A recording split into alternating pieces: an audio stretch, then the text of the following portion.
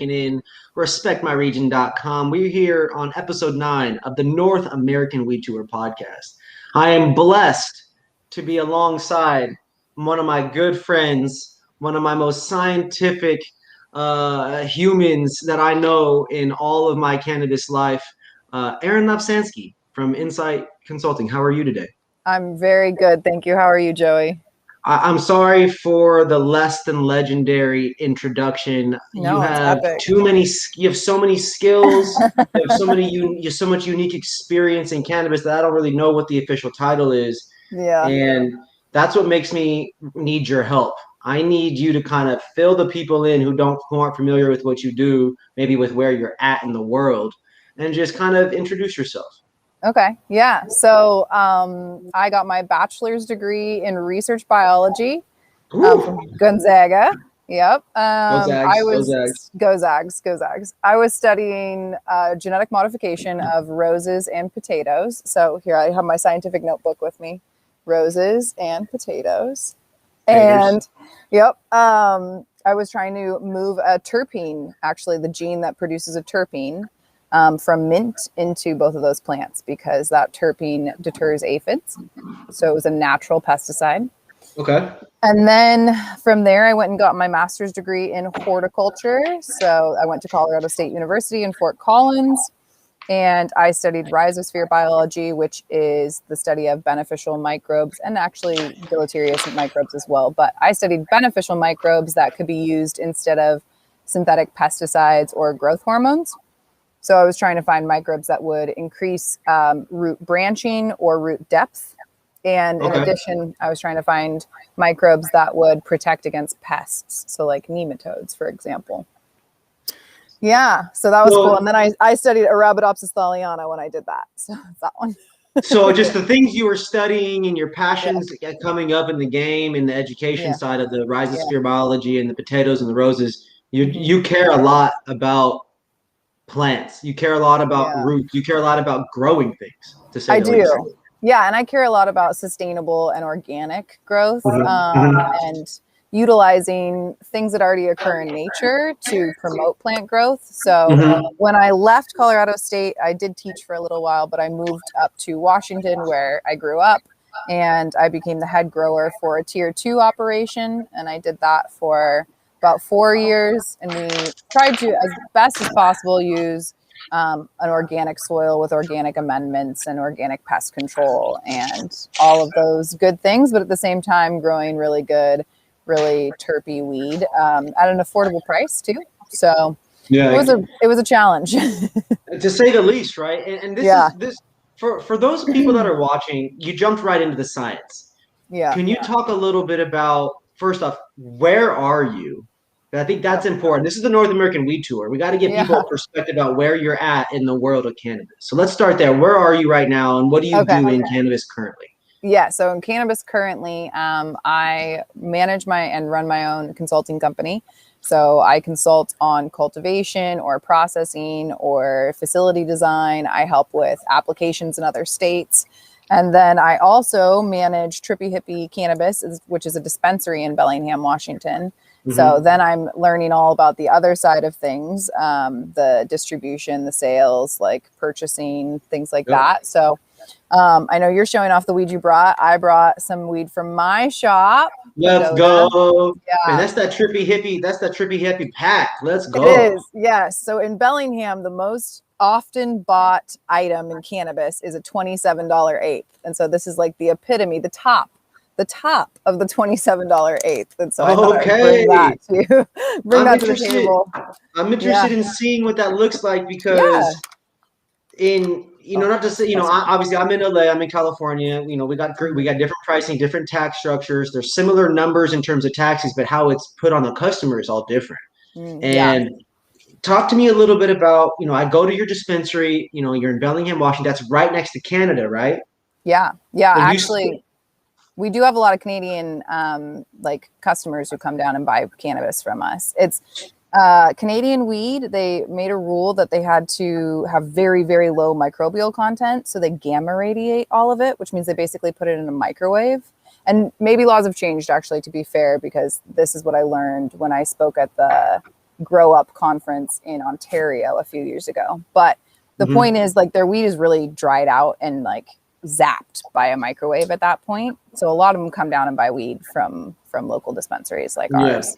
Yeah, I've been talking with people from Canada as well. We had Drew Henson from Toki out of Toronto, and he mentioned when he came to LA and met with me and we smoked some California stuff and did some dabs, there is a noticeable difference. Yeah, for sure. Yeah, it's very different. Oh, my dog's gonna bark. I'm sorry. We got a special guest appearance from Erin's dog. You know what I'm saying? You know, Redley, you want to come say hi? He's like, nope, I don't. There's a squirrel in the yard. That's hilarious. So can you show us a little bit kind of up close what the packaging looks like, and also maybe pull out a nug? Yes. Okay. So it's in a Mylar, which saves on cost. And in Washington, we just reduced the legal thickness of Mylars from 4 millimeters to 2 millimeters, which saves on like obviously 50% of waste, plastic waste. So that's really excellent. But this is what the nug looks like. For a $27 eighth, there's a big nug it's super in there? crystally. Yeah, for sure. Super crystally. And it smells really good. So using your master's degree and 2 universities worth of educational learned doctor abilities of cannabis nutrition root things, using your superior level of deduction, is that indoor, outdoor? Oh, it's totally indoor. It's indoor. Why? How do you know? How can you tell? How can people look at that and just tell? Oh, I don't think you can look at weed anymore and tell if it's indoor or light dep or outdoor. I would say that there's a smell for outdoor because that beta caryophyllene is the most sturdy terpene. It's like the biggest terpene, so it has the lowest volatilization point. Okay. It's going to be the one that hangs around the longest, and it's that cheesy one. So I think you can smell outdoor. You can smell the cheese notes. So what you're saying is when people say that when they can smell the outdoor bud, you're saying that that's the beta caryophyllene, aka the cheesiness? I think so, yeah, generally, yeah. I think it's slightly darker as well, but I also think if you were to test most outdoor weed, it would have a broader spectrum of cannabinoids because the UVB spectrum that the sun gives off makes it differentiate a lot more significantly than just like straight UV. From the like HPS or LEDs or whatever we're using. Yeah. Interesting. But I'm going to use, Burner sent me some cool cones. So I'm going to pack a cone. Now, you said Burner earlier. My ears perked up because I was like, damn, you got Burner, the rapper, sending you cones. This is a different brand, my understanding, correct? BRNR, Burner. I assume that's how you say it. Because Burner has Vibes paper, so I don't think he's selling another type of paper, right? I don't know. I don't know at all. I just smoke what I'm given. I like it. Well, I'm using. No, they're a great company. I'm sorry. I'm using these Vibes 33 Ultra Thins. I stopped smoking blunts. Oh, you did? Wow. Yeah, shout out the ex, the ex lady. You know what I'm saying? She got me to stop smoking swishers entirely, and I've been on the joints ever since. And I cannot, bless her soul. That's one of the. You're gonna live longer. I'm gonna live. That decision definitely elongated my life and improved the quality of my smoking experience. Yeah, you probably can taste the weed a lot better. Way better. Yeah, way better. And then obviously I could. I was always saying, I can taste it through the sweet. Yeah.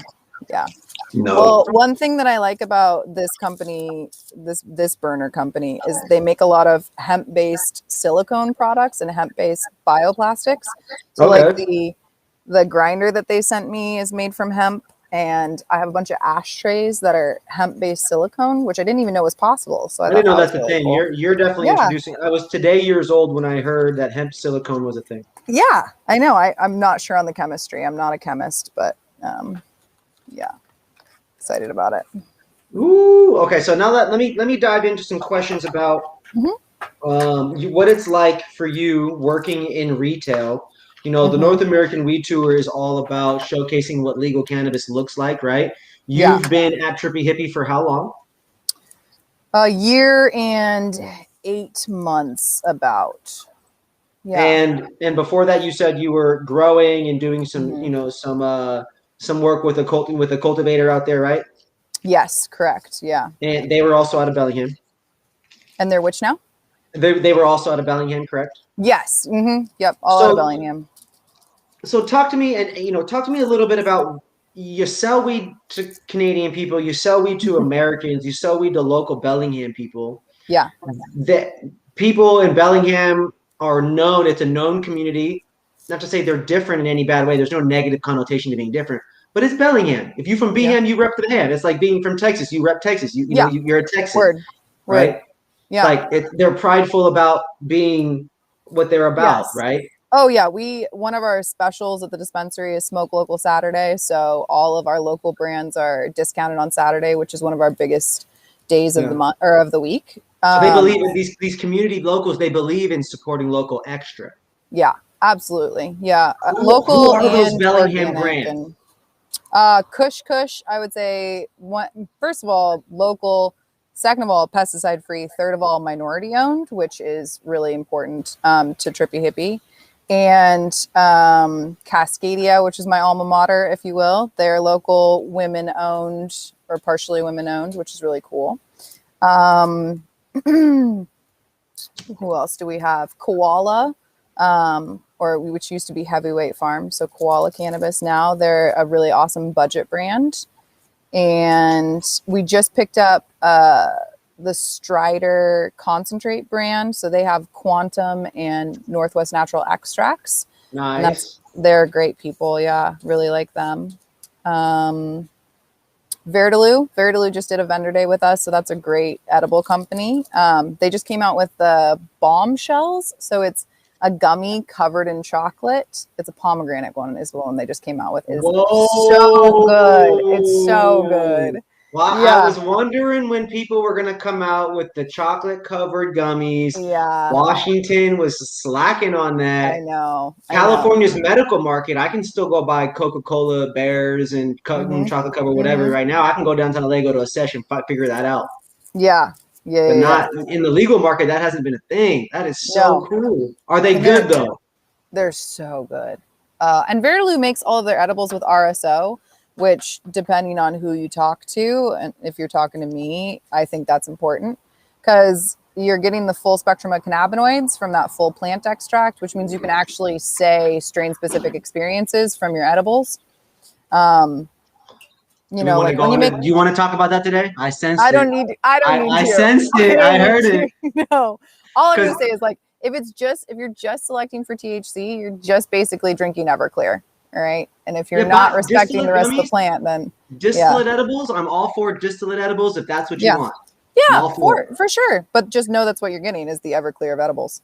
Yeah. Yeah. And the same thing or technically cheaper. I look at it more like, you and I both know that the biggest you and I both know that the biggest companies in cannabis in Washington, the big ones, we won't name them, but the big ones, they use the lowest quality THC availability biomass to create the cheapest edibles. Everybody, the cheapest edibles are not made with the highest quality products. That's not how business works. No, of course they not.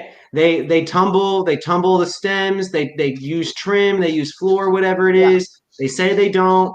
The tests don't lie. The COAs don't lie. We're going to bring on, just so everybody knows, we are going to bring on former lab employees and let people know what's going on. We're not going to name brands. We're not going to name former employers, but they're going to talk about things that people let slide. Because that is happening. That's going to be interesting because the things that people let slide, and like maybe you can talk a little bit about how easy it is to deviate to the black market when you're an extractor. It's wild. That's another conversation. Let's talk about that. Let's talk about this actually. You know what? Let's do this because this is important. This is where the platform's supposed to be used for. Let's talk about the fact that the LCB in Washington State had heard rumors, most likely had heard rumors about the Delta 9 and the Delta 8 situation going on out there, right? The Delta not converted to 10s, converted to 8s, human this, hemp CBD, all the things, right? That was posted on our I-502 message boards. Somebody kind of bragged about their ability to do that. And that's how I think things got tricky because what they were taking was hemp CBD and turning it into Delta 8, right? Which the LCB in Washington State originally didn't plan to control Delta 8 in any way. There are edibles on the market that are still technically legal for a little while longer that are 50 milligrams of Delta 8 THC and 10 of Delta 9 THC. And, and the LCB approved that because they didn't understand what the difference was. You can buy Delta 8 cartridges on the internet, for goodness sakes. Yeah. I mean, it's easy. It's legal in places. But some states didn't have the foresight to prepare for it, and it comes down to the lack of science. These states they partner with these other agencies to try to get a better idea of how to do this stuff. Now, I'm not going to sit here and say they don't got it's not the easiest job in the world. If you don't know weed, if you know nothing about weed and you're afraid of it, you don't know, you're ignorant, you have no clue, you're in politics, you're in legislation. Yeah. It's a lot. Yeah. I'm a guy. If I go to the mall and you bring me into a store where someone buys makeup, there's a lot going on. Oh, totally. I would be horrified to try to be one of these legislators trying to do this because what I don't know, I'm afraid of. And now you start thinking about this new scientifically man-made thing, and then rumors and pressure and people complaining. Yeah. It's a lot. It is. Yeah, I don't think that there's any right way to do it, but there are other states that probably have better functioning systems than we do. And you could use the example of other states. I mean, to remedy the legislature. I understand that we came in early and it was hard to write something from without a draft, right? Reinvent the wheel. You're not reinventing the wheel. You're inventing the wheel first. Like California, I remember reading press back in the day, California actually spoke to Colorado. They spoke to Oregon. They spoke to California for guidance. Just like we consulted them to bring to bring a 502 in. Yeah. And I mean, again, like I don't think that there is any one correct way to run cannabis in your state, but I think some states are doing a better job. I personally really like the way that Washington isn't vertically integrated. I think it creates a lot more jobs for people. I think we have, the consumer has a lot more power by purchasing brands that align with their ideals and things of that nature. Whereas like in a deli style state, it's, some kind of backdoor transaction happens and all of a sudden there's a bunch of jars of options, which is cool. You get to smell it, but you don't really know anything about the grower. There isn't that same community connection necessarily. Yeah. And you're a lot from what we've seen typically. I think McDonald's could always improve their customer service, but they do it their way because that's what they've seen work for them, right? Right. That's proof with all the dispensaries. Every dispensary is similar, but they all to use one of your words, they all deviate more or less a direction based on the ownership, what they care about, what they don't like. Women-owned brands, minority-owned brands. White dude, Caucasian-owned brands, they all can look the same, but they usually all don't at this current time. Talk to me a little bit about Trippy Hippie. You're a buyer there, you're a manager, you're training people. I know you have a recruiting background. What is it like to be a store manager? What does a week look like? And I don't need Monday through Friday, Saturday, Sunday. I don't need all 24 hours, but walk me through briefly, like your homegirl calls you, I want to get in the weed industry. What does your job look like? Yeah. Well, I have to say, like, my shop looks a little different than a lot of shops because we have very low turnover. I think a lot of dispensaries just run through bud tenders. And so there's a lot less going into who they're hiring and they're getting a lot less out. We put a ton of emphasis on picking the right people. So, I mean, I haven't had to hire in like 8 months or so. And I hired one person just because he left another dispensary and everybody on my staff said we had to hire him and we couldn't let him go anywhere else. And so I did, even though we didn't necessarily need another person, but he's wonderful. So that was a great decision. But, can I ask, when you were talking to him in that recruiting process and you were, and you were talking to him, he came from this place, he has these experience, what stands out to you in those conversations? Not necessarily from him, but when you're having those kinds of talks, what are the, someone who's looking for your, to try to get a job like what you have, what does it take to be that bud tender, to then be you, you know? Whatever aligns with the dispensary's culture is probably the like cookie cutter thing to say, but our culture is that we really connect with each of our customers. And so the person who I ended up hiring, he like very clearly demonstrated that he cared about each of the customers he interacted with. And even though he wasn't medically endorsed, you know, he made sure that they were getting the right product for what they were asking for. Yeah.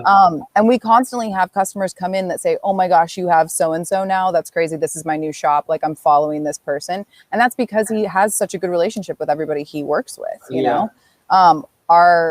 Our staff is very eclectic. Like we have a bunch of different types of people, which I really like, because then there's, you know, a certain customer for every bud tender. Yeah. So, you know, just, you want to come in, you just want to quiz me for a little bit and then buy something that you've already decided on. That's fine. Like maybe you like me because I just go really fast and we get it done. If you want to talk about every single tincture, like you can talk to Autumn and Autumn will talk to you about the details of every single tincture and what went into it and what, you know, what components are on it and all those kinds of things. So there's a equally eclectic set of bud tenders to how eclectic the customer base is in Bellingham. So Sunday night comes around. You're smoking a joint. I'm bugging you about a podcast. You know what I'm saying? Reminding you like, we got this coming up next week. Monday comes around. You wake up in the morning. You rip a bowl. You play with your dog. Go for a run. Whatever. What happens at work? Yeah. So I mean, we run a small crew, so you go in, you open, and you do the daily sales. But we also have to set up vendor days, so I have to make sure that I'm contacting vendors who I have deliveries scheduled for most often, so that I actually have all their product on the floor before I schedule a vendor day. Because it's never any good to schedule a vendor day when you don't have any of their product in the shop. Been there before. Yeah, been there before. Yeah, it's not great. I coordinate what orders are coming in. I make sure I do an inventory update on any brands that we're getting shipments from. So I go through and make sure that our inventory matches the digital inventory. I might, do basic cleaning and things like that. I think I definitely try to lead by example. So I do wash the toilets and I do, sweep the floors and all that kind of stuff. So my life isn't that different from a bud tender. Except that if there's an altercation with a customer, I guess that I get to swoop in and take care of it. When Karen and Dan are coming through wreaking havoc from Idaho, you know what I'm saying? Yep. Yeah. And then I get to meet with potential vendors. So if somebody's dropping off samples, I love talking to them about, what goes into their company, what goes into their weed, what makes them different. And if they don't know those answers, that's kind of a bummer, but most of them do. So I'm a sales rep for Buddy's brand. I'm not here to sell you no Buddy's today. I'm in another state. How this is gonna be for the sales rep. So LinkedIn, tune in. LinkedIn, tune in. You're a buyer. I'm a sales rep. I'm gonna ask you some questions that is gonna help other people maybe make your life a little easier. How many reps do you see a week, would you say? Oh, like at least 6. 6 a week. So like one a day, at least. One a day. Yeah. And that's people that you set up meetings with. They had to call and get a hold of you. That's just dropping in. No, it's mostly dropping in. Most of people surprise me. Wow. I'll occasionally get an email that says like, hey, I'd like to come through and drop off samples. Do you want that? Like I did just get an email and responded to Boss Bags or something like that. So they actually ask when I'm going to be in there and try and talk to me when they drop off. Not everybody does that. Some people even send samples third party. Which if you give me a call and you tell me your samples are coming, then that's fine. I understand not wanting to send a sales rep from one to the other. Yeah. But, I want to be able to ask you the questions about your brand. So if I have to do that over the phone or whatever, it just has to happen. Some brands are a lot more intense. Like I request samples from them. I'd say Hygge's a great example. Hygge, they're over in Spokane, and I think I found them on Instagram, but they're a great brand. I messaged them, and they came and interviewed us. They came and made sure that our shop qualified for their weed, which I thought was really, really cool. And we're very lucky to carry them. Yeah, we're very lucky. Love that. But not everybody tells me they're coming. A lot of people will drop samples with one of my bud tenders, and they do their best to tell me, what they learned from the vendor. But yeah. yeah. So it's important that they at least reach out, try to create some form of relationship and establish that a real contact with you. You definitely don't just prefer people sending you stuff blindly and then having it pop up and all that. Yeah, I mean, it might get me interested, but you're gonna have to send a follow-up like in 2 months and send me another set of samples. You're real nice, man. I would, man. In LA, I feel like I might get. You know what I mean? Like it don't work like that here. I gotta really, earn that opportunity. Yeah. That you're definitely having that door open like that. That's big respect to you for that. Now, in terms of your store, you mentioned earlier about one of the top selling items in all of Bellingham being a $27 eighth, correct? Yes. Talk to me a little bit about, you can't just carry one brand at that price, right? If that's a top product, right? Or do you? Yeah. No, so I carry 2 brands at that price, but a couple really close to that price. And we do a lot of sales. So it kind of depends on if you include our sales or not. Yeah, there's always something that's creating interest in there, right? Yeah, totally. So let's show some love to those brands that you've curated, right? So talk to me about some of those companies and what attracted you to them and why you feel that they're successful in your area. Yeah. So the other $27 eighth is by Canna Verde, or Especial is the brand, and they're an outdoor company, or they're a greenhouse, but they're definitely not indoor. And they're organic, and the reason we carry them compared to an indoor $27 eighth is, well, they're in a jar, so there's 2 different options now. I have a Mylar and a jar option. And they are just really good and stony. Like it's maybe it's outdoor and maybe it's cheap, but it's like very, very stony, very consistent every time. Trippy? Yeah. Well, I mean, it like gets you super high. Like I smoke a lot of weed, and some of it just doesn't get me high anymore. And I don't, know what is that a terpene thing with you? Is it a terpene thing with you? I think that's I think that's a cannabinoid spectrum. I think if you're missing CBV, CBG, CBN, like some of the other cannabinoids, what we aren't even testing for. Maybe you're like running, like for somebody who runs a all salt line, their weed doesn't get me as high, and I think it's just because the weed isn't as diverse in its chemical structure. Yo, what you just said is so above 99% of people's heads of what are watching. Holy cow! Can you please say that again? Well, okay, so there's the entourage effect, right?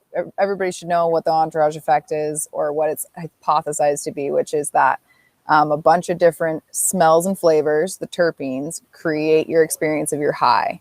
But then there was a study, and I wrote an article on it, that terpenes weren't interacting with CB1 or CB2 or interacting with THC or anything like that. So it kind of, not necessarily, but it leads me to believe that it's not terpenes. So then the next logical thing would be cannabinoids. And we know that there's 100+ cannabinoids. We only test for like 4 of them. So if I have to think, okay, why is this one strain get me more stoned than this other strain? Then I have to think, okay, well, it's the molecules I'm not testing for, the other cannabinoids. Yeah. And then I went on further to say that if you grow all salts, it's like Idiocracy when they put Gatorade on the plants. They said it was going to make them grow stronger. You're giving them like exactly what they need, but are you giving them like the struggle that allows them to diversify, or the interactions with the microbes in the soil that would naturally be there, or the interactions with UVB from the sun? There's so many things that could be changing the cannabinoid spectrum that we don't even understand yet, that we don't even test for yet. We don't even know what to test for. So check this out. You're talking about great outdoor weed, right? Yeah. We're talking about terpenes and profiles and full cannabinoid spectrums. Mm-hmm. This is Emerald Cup award-winning outdoor cannabis, California. Wow. This is from let me see if I can hold it up. This is from Green Shock. Okay, nice. Numerous Emerald Cup awards. Those are some red little sticky stigmas, huh? Yeah, it is very much like, and then listen to this. Like, oh man, really healthy snap, and the smell of the passion orange guava. Getting all those terpene profiles. Now, but here's the kick, right? So to be real, little dry. It is what it is, right? Yeah. It's weed. I don't expect it to be perfect every time. Mm-hmm. And then terpene 7, it says 7%. I was told that it should say 0.7% because it's missing a dot. I was going to say it would be literally wet if it was 7%. Yeah. 7%. Yeah, that would make sense. But I was told 0.7. I've seen, I've got strains from them previously, like right after winning a cup when I see them at a cannabis cup or I see them at like a party or somewhere or something. This was a second place winner, this particular strain, Passion Orange Guava. Triple A plus cannabis flowers is what it says. Triple A plus. Triple A plus. But I've seen them have to do a 2.3% before. Oh, nice. Yeah. Which that's real doable in cannabis, and it's really doable in outdoor particularly. Yeah. You just have to have a good cure and a good dry down. That's really what matters, and make sure they don't get too dehydrated when they're growing. Right. And so with your experience with the rhizosphere biology and having the plants grow, I was picking up while you were talking that if you feed them what they give, if you just give the plants exactly what they need when they need it, they're not really, having to do what they need to do to be the best version of themselves, right? To grow their muscles, to really stress in the right ways, kind of thing. Yeah. When it comes to growing, quality cannabis, whether it is indoor, outdoor, greenhouse, the mixed light, all these different things, what do you believe produces cannabis that is both sustainable, or I guess it takes less? They all use things, right? They all are using gas, right? But not necessarily the most sustainable way, but what do you feel is the best way, sustainability for you, quality ratio to really create that $27 eighth, that $35 eighth that can be discounted? Because to me, if you can get an indoor version of it and you can get greenhouse outside and you can get them at the same price, what's given? What's given? What's the catch? It's the it's the efficient use of space, right? Like you have to count your cost in a square footage basis. And if you can produce, 39 grams per square foot, okay, now I can double stack. So now I can produce, I have to do math. 78 grams of usable cannabis in the same square foot. Okay, can you triple stack it? So, it's using as low input costs. So the outdoor weed uses really low energy inputs, but offsetting it with high yields. So you're using the energy from the sun, but is that enough energy to grow really, really fat, really good nugs? Maybe not. So if you go to indoor, then are you using all of your vertical space as efficiently as possible? Maybe not. Maybe you can't cool it down because you're 3 stacks high, and you're running HPS or something, which would be ridiculous. But you know what I mean? 3 stacks of HPS, that room would be hot. That would be too hot. That would be too hot. Your energy bill would be lit. Yeah. God. I haven't seen a 3 stack. I've seen 2 stacks. I've seen a 2 stack of HPS. Yeah.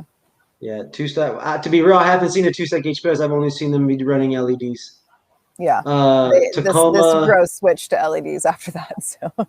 Yeah, I mean, when you're just running more light, that's the thing though. Like that's part of the catch, being the brand or being the cultivator and all that is, as you start to maximize, the cost does go up again.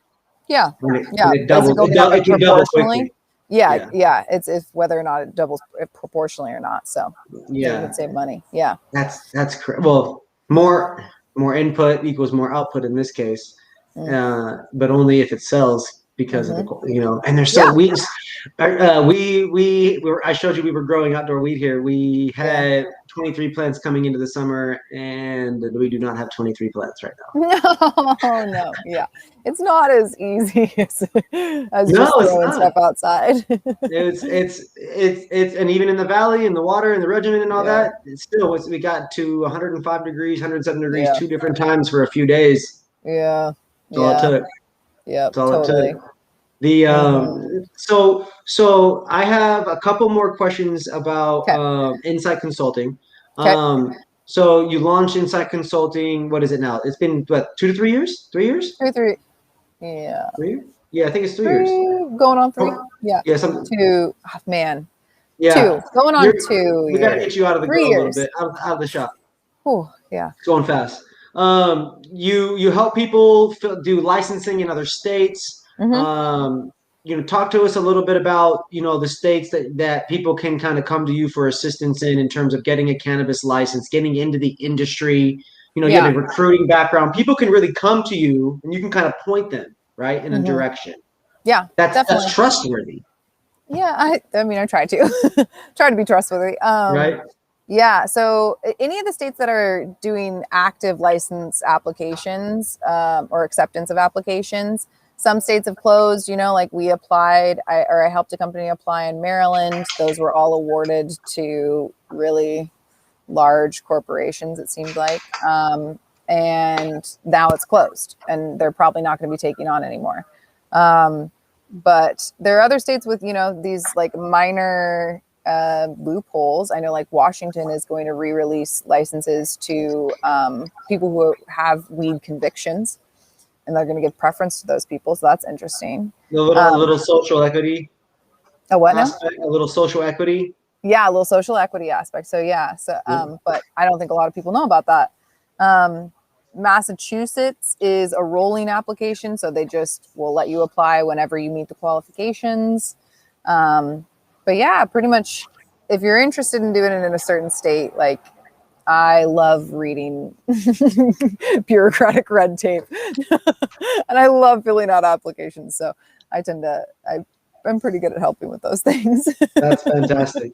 Yeah. So, I also have all the SOPs built out for a vertically integrated facility, or just the producer process, or just the extractor, or just whatever you need. Yeah. So do you have a preference of like extraction style? I mean, obviously there's also, it's all science and equations and all this math and doing things consistency and very precise. Yeah. It's more than just eyeballing ingredients on your stove for the people watching, right? Yeah. People just they're just cooking up these dabs, right? They're just like, oh, just as easy to do it. It's like like it is when you've done it for 10 years, but one mistake can really lead to a life, right? In some cases. Definitely. If you're using some kind of like butane or propane or any combination of that, like very dangerous. The only extraction method that I'm really familiar with is CO2. That is probably going to be my preference, not just because I know it, but because it extracts a broader spectrum than, well, I guess maybe that isn't necessarily, no, it is true. Extracts a broader spectrum than other methods. And then I don't really like distillation. I don't like the whole process of refining down the THC. So Where are you at in this whole, I heard you say distillate, and then you just mentioned the other one. Where are you at with this whole live resin versus rosin situation? Wow. I'm an observer. The people, are you specifically talking about like people making rosin from bubble hash versus? No, I mean, there's live rosin, got the full, what is it? The solventless hash rosin press. Hash oil, all the, you got these hash diamonds now, people pressing these diamonds. That's I think about, what is it? The mechanical diamonds is what they're calling it, right? Yes. It's not to say that one's better or worse, but where are you at in it? And tell me, are you when you dab, are you dabbing live resin? Are you strictly on the rosin? Are you vaping? Are you just smoking joints when in the morning, chilling with coffee? Like what kind of preferences do you have, and why in terms of those kinds of products? I think if you're a good buyer or manager, like you smoke as much as possible that comes into your shop. So when I look at a dab, I do like it to be lighter in color because that indicates that there's less plant material in it. But other than that, like I'm pretty open to consistency, and I would say like I like the saucier extracts more than the crumbly extracts, but I think there's a place for the crumbly extracts. I honestly sell a lot of more crumble or honeycomb texture to people who are going to roll it into joints than I would normally expect, like people. So you're telling what you're saying is that people are infusing their stuff more. You're noticing people doing more infusions. Yeah. The people you wouldn't expect to be buying extracts are buying extracts, and to put it in smokables. Yeah. I mean, the other day I did teach like a person over 60 how to use a dab rig, but that's less common than the ones who were putting extracts into flour or combining them. What somehow. was that like? Oh, we are all about education at Trippy Hippie. Like, no judgment. It was just fun. My torches actually have butane in them on the floor, which I didn't know. So I go, yeah. So you're gonna click this button and go, and I'm like, oh.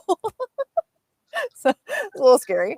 I was like, well, that's why you want to point it away from you. Any smoke shop and dispensary owners, go check your butane torches right now. They probably have a little bit in them. I really expected them to not come loaded. I don't know. Transport. If they didn't come, if they come loaded, they were explosive. Yeah, when they transport. Yeah. So, scorch torch. Watch out. Wow. But yeah, no, it was great. I mean, they don't like smoking flour as much because it's harsher on their lungs, and so they wanted to try extracts. I mean, there's a lot more options for extracts versus there are for just cartridges. Almost all cartridges nowadays are going towards distillate because it's the cheapest one, and it seems to run through a cartridge the best. But like you're saying, there's the rosins and the resins and the loud raisins and the quiet raisins. You just said loud raisins? I'm so dead. You know what I mean? Dead. There's so many different options for extracts. So there is. You said loud raisins. I'm so dead. They all call themselves different things. Big shout out to Refine. Loud resin for creating a whole product and a brand name surrounding loud resin, aka live resin. That now there is a difference between live resin and loud resin. Yeah, and also cured resin. The difference is that what I was told as a bud tender now almost 5 years ago. Is that loud resin, they work with specific partners to pull material at a specific date. Like it's when the weed is at the loudest point, the terpiest point. Is what I was. So like it's cured resin, it's cured resin, it's cured live resin, it's cured flower, it's cured live resin, but it's at a certain date for that strain. See, my understanding was that their crystal formation process was the differentiator. Because if you look at a loud resin or a loud rosin dab, it has a different crystal structure than a live resin, like what other people label as their live resin. Well, so that's because it's a cured product, right? Live resin would be a fresh frozen biomass material. As soon as you chop it, you're freezing that shit. Okay. In this other situation, I feel like you're curing it to a certain day and then doing it. Like you're still chopping it and hanging it and drying it and sticking it in the sea vaults, right? I think is the little container thing. Well, see, Clearly Refined, you need to send your rep down to my store and like we'll talk back through this. Yeah, who knows? This is a good question. See, I don't know. I thought that's what I was taught back in the day. I don't know if that's the case then or now, but this kind of education gap is important, and this is once again to everybody. North American Weed Tour. This is why we're doing it. We want to show y'all, mention brands. We want to raise the awareness about this stuff. Shout out to Trippy Hippie. Big shout out to Erin Lapsansky, man. I appreciate you being on the episode. I'm about to spark the second joint. Did you already smoke any of that weed? I did. I finished my joint. It was actually, the paper was really good. I normally like Elements papers, like the rice paper, but this wasn't too like hempy. What's the official review on the Cantaloupe Kush? Yeah, fucking good. Fucking really good.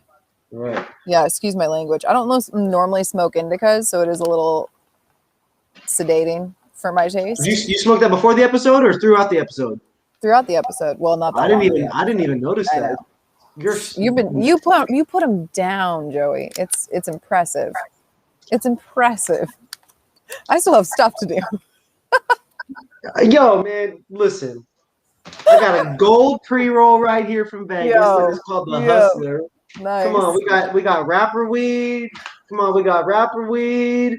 Come on, we got this first joint that I smoked was Durban Poison times Gushers. Ooh, I love Gushers. Let me show you this weed real quick. This shit. Okay. Oh my god, I didn't show you this. I showed you this big nug. You guys didn't get to see this one. Oh. You were going in on the rhizosphere shit when we were talking earlier, man. I was, my eyes gloss over, Look at Oh, that. nice. Durban poison times Gushers. I Look at that. love Durban too. Like it looks like gelato. It has Durban nug structure, gelato trichome coverage, and then the terpene profiles from both. Like, Nice. come on, Nice. man. Nice. Guess how much the eighth was? 36. Oh, you're close. Was I? Yeah, this is 47. 47 Yeah. in a Mylar? Yeah, but you want to know the difference between this Mylar and those Mylars? Yeah. This feels like a $50 Mylar.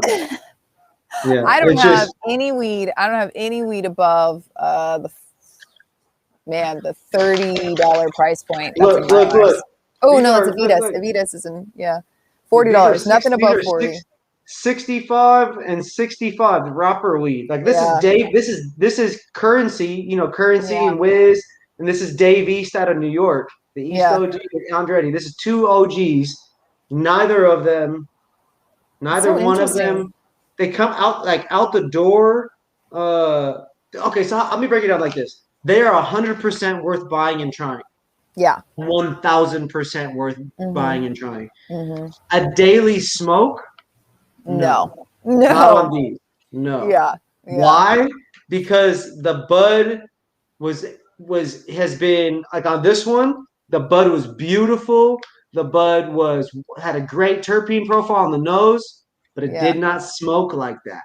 And then this one, the Davies OG, 31.8%, 31.87% total THC. Smacked the shit out of me. I mean, come on though. Like by weight, that doesn't even make sense.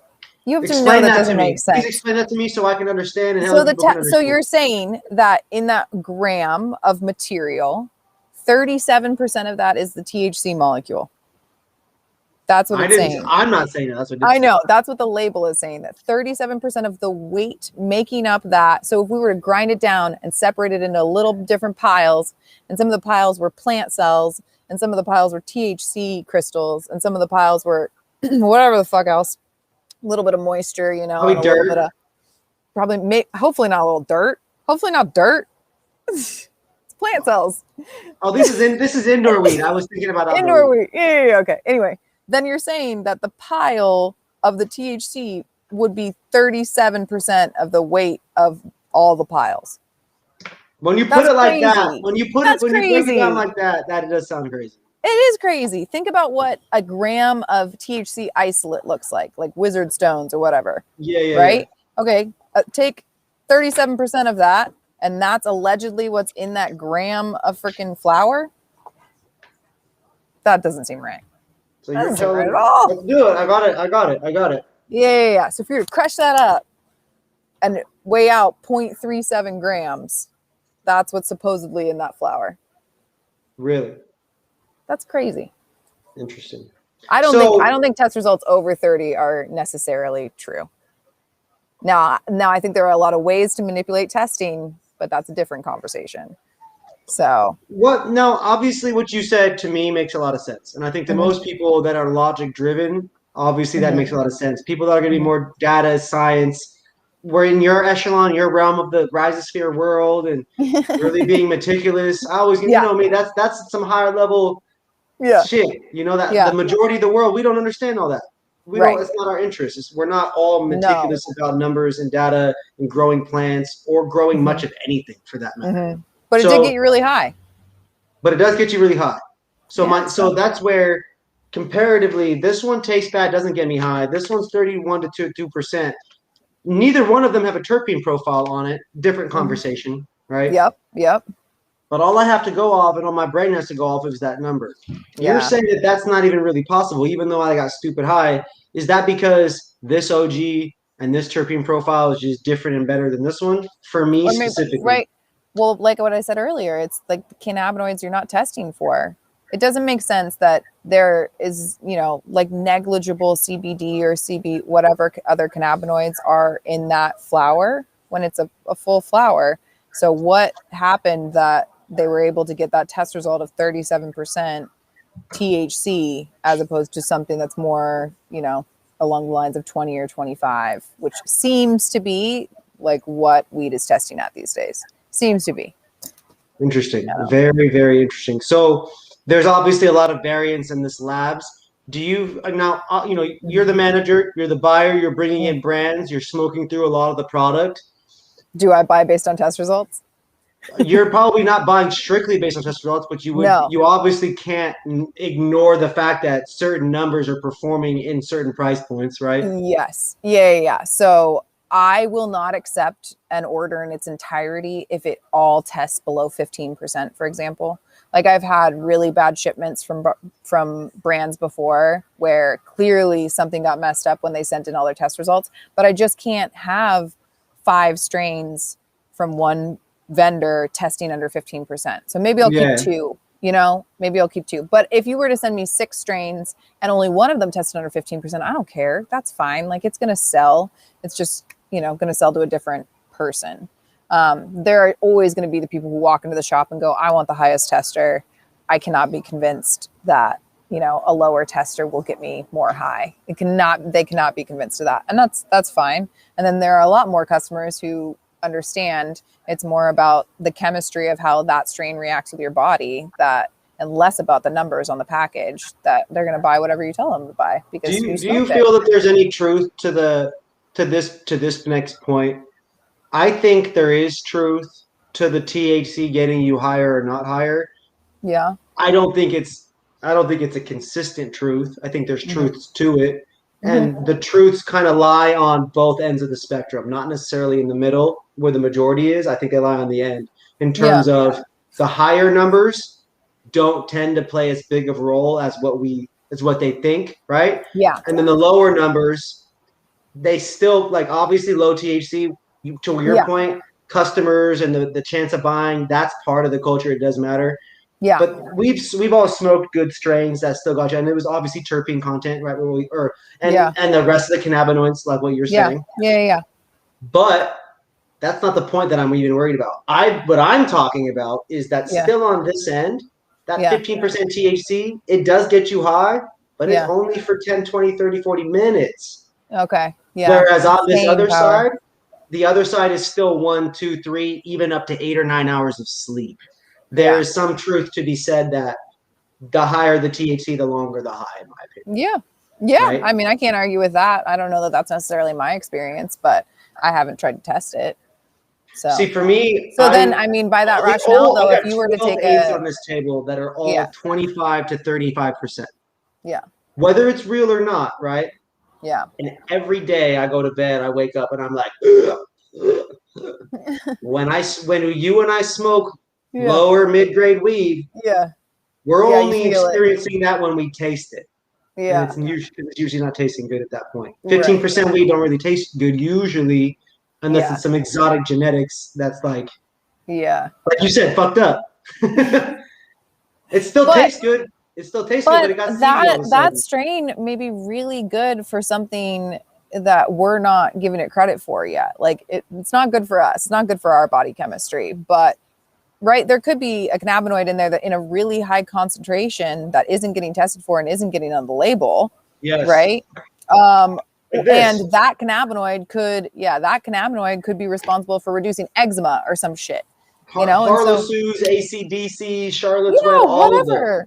Right. Yeah. They all have huge medicinal components or huge chemical components that are perfect for somebody's body chemistry and just not necessarily our body chemistry. So we're not going to go smoke that weed because it's not going to get us high. It's probably not going to taste as good. That's not our goal. That's not our goal. Yeah. It's not aligned with our goal, but it's aligned with somebody's goal. So the truth, cannabis can be for everybody. It depends on what your body chemistry needs. What you're comfortable with, most importantly. I think for anybody that could ever discover cannabis and try to work to become familiar with it, Erin is a really highly educated resource, college graduate individual. You are just like other millions of Americans, millions of people around the world in terms of education, relatability. I appreciate you for taking education in cannabis and your passion at the highest level and for taking the time to be with us here today. It's really It's really cool to have learned. Every time I talk to you, Erin, I just learn, and I'm always asking you. You say something, and I'm just like, wait, what? You're saying that this does this, and we don't even because Rise of Sphere Biology is so much out of my depth. We don't even get to talk about what you know. Yeah, that's crazy. I get to ask all these questions about shit I care about, and like the sales reps and the game and the buyers help and how to meet with you and all that kind of stuff. We don't even get to talk soil and biology. So I hope to have you on again with a friend of mine that can talk all of your language of dirt. That'd be fun. I don't get to do that as often as I'd like to, honestly. If anybody wants to come into my shop and talk to me about nerdy things, they're more than welcome to. Well, real quick before we let you get out of here, if you have any shout outs you'd like to make or any, whatever, the one thing I care about making sure that you do is however people can get a hold of you if you're comfortable to be a resource for the people. Yeah, for sure. So my email is just my full name at Gmail. That one's easy. So if you want to get a hold of just me, then that's easy. If you're trying to get a hold of the shop or try any of our stuff, our website's trippyhippiecannabis.com, and we give 30% off for online orders. Let's go. I think it's the best deal in Bellingham as far as discount goes. Not necessarily specific. It's pretty nice. That's a hefty discount. It's hefty, yeah. But yeah, it's possible because of my wonderful bud tenders. So let's see if I can do it all. Pablo, Autumn, Riley, Emily, Chase, Booer. Oh no. Oh, Sid, Tyler. And I think that's it. Oh, if I forgot somebody, I'm going to be so embarrassed. I don't know that many. So shout out to all my bud tenders. They're amazing. Big shout out to the Trippy Hippie fan. Yeah, they're great. And yeah, I guess shout out to my mom for being a female scientist. Moms and the scientists, the daughter with the cannabis mastermind and helping other people reach their goals and helping them achieve what they desire to do in weed and educating along the way. I appreciate you, Erin. Thank you. Thanks for having me on. We have to go back and play slots again sometime soon. We didn't get to go to Vegas this year. So. MJ Biz on your radar? Win. Are you going to when is it? When is it? I want to say it's in October. No, I'm going to New Mexico for my 30th birthday. I'm turning 30. Happy early birthday.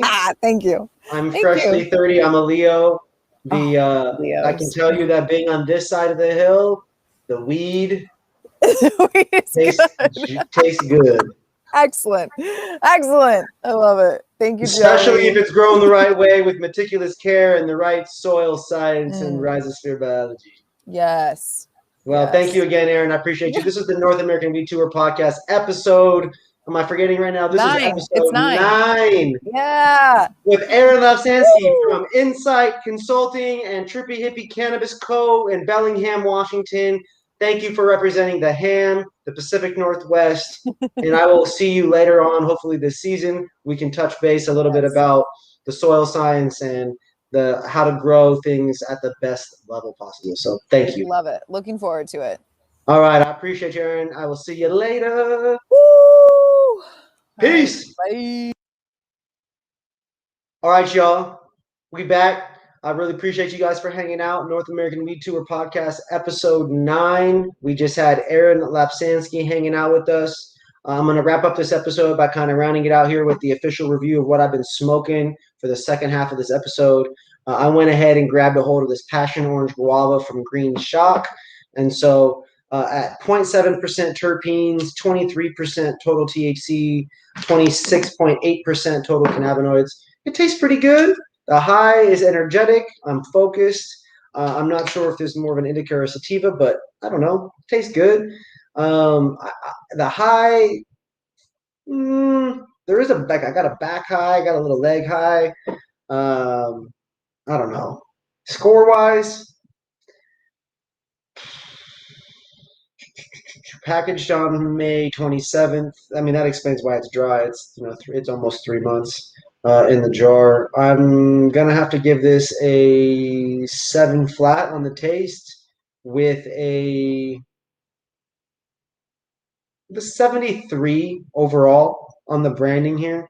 I can't really read the green shock from far away, but I know from experience that these guys put a lot of passion and experience and love and just attention to detail to growing this. They are arguably the best outdoor growers, or one of the most awarded outdoor growers in all of California. And so I love it. They also have hummingbirds right there, so that's pretty cute.